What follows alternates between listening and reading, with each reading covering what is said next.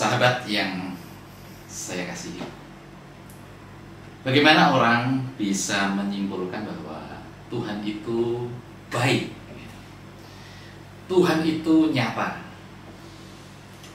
Pasti nggak ujuk-ujuk, pasti ada alasan mengapa kita bisa mengatakan seperti itu. Lagi kita susah, stres, cari hiburan, jalan-jalan ke mall, ketemu teman lama, teman SMA dulu, lalu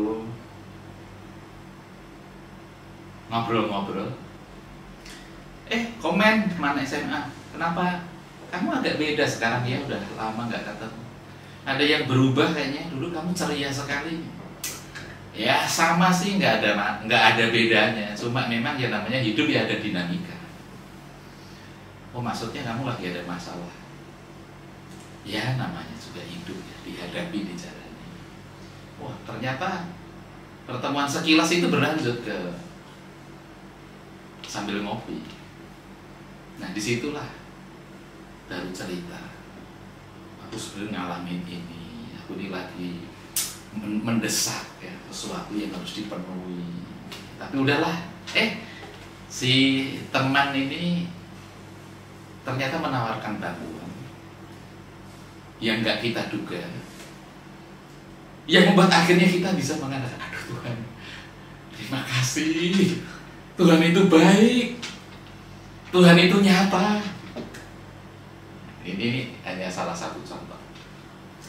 Tapi kan sejujurnya bahwa hidup itu tidak selalu begitu. Kebetulan itu menemukan bukti, tapi ada dalam banyak hal itu kita tidak melihat bukti, yang membuat kita begitu sulit untuk mengatakan bahwa Tuhan itu baik, bahwa Tuhan itu nyata. Bahkan tidak jarang kita mempertanyakan, di mana sih Tuhan?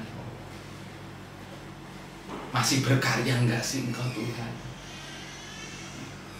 Sebenarnya kecenderungan untuk mencari bukti itu ada di dalam diri siapapun, dan orang bisa merasa yakin karena ada bukti. Nah ketika tidak ada bukti, lalu apa? Nah sebenarnya itu yang dirasakan, dialami oleh Thomas, yang sering disebut, dikenal sebagai si peragu itu. Dia mempertanyakan, dia mencari bukti, Tuhan itu nyata atau tidak, Tuhan itu sudah bangkit atau tidak. Nah bagi sebagian orang, bahkan bagi kebanyakan orang, bahwa Thomas ini contoh orang yang tidak baik dalam beriman. Masa beriman ragu-ragu, masa beriman mempertanyakan. Normalkah itu? Manusiawikah itu? Ya sebenarnya itu bukan hal yang tabu di dalam proses kita ini ingin menghayati dan merasakan kehadiran Tuhan. Orang bertanya, orang meragukan itu tidak selalu berhubungan dengan kita ingin tidak mempercayai. Kalau saya lama tidak ketemu dengan seseorang, si Budi katakanlah, kamu Budi ya? Itu kan saya tidak sedang meragukan dia. Saya bertanya itu untuk memastikan, kamu Budi temanku yang dulu atau bukan sih? Gitu. Jadi spiritnya itu. Spirit Thomas itu bukan ingin tidak mempercayai Tuhan. Dia ingin mempercayai Tuhan, tetapi dia perlu waktu, dia perlu proses. Dia minta supaya Tuhan kau nyatakan ya, bahwa engkau itu memang sudah bangkit. Yang membuat dia ingin mempercayai dengan lebih sungguh. Tapi bukan berarti bahwa Thomas tidak ingin mempercayai Yesus. Nah dalam banyak hal dalam hidup kita kan juga seperti itu. Kadang kalau hidup berjalan tidak seperti yang kita harapkan, lalu di situ kita juga mempertanyakan Tuhan. Tapi mempertanyakan dalam rangka apa?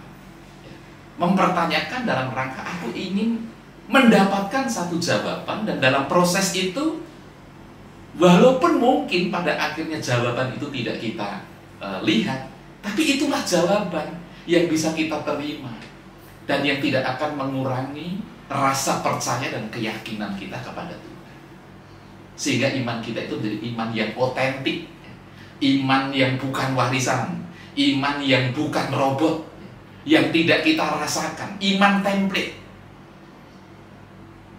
tapi iman yang memang kita gumuli, kita rasakan, dan kita menemukan jawaban Tuhan meskipun kita tidak menemukan jawaban Tuhan. Nah, sahabat yang terkasih, sampai di sini kita bertemu. Kita akan berjumpa kembali di lain waktu. Tuhan memberkati.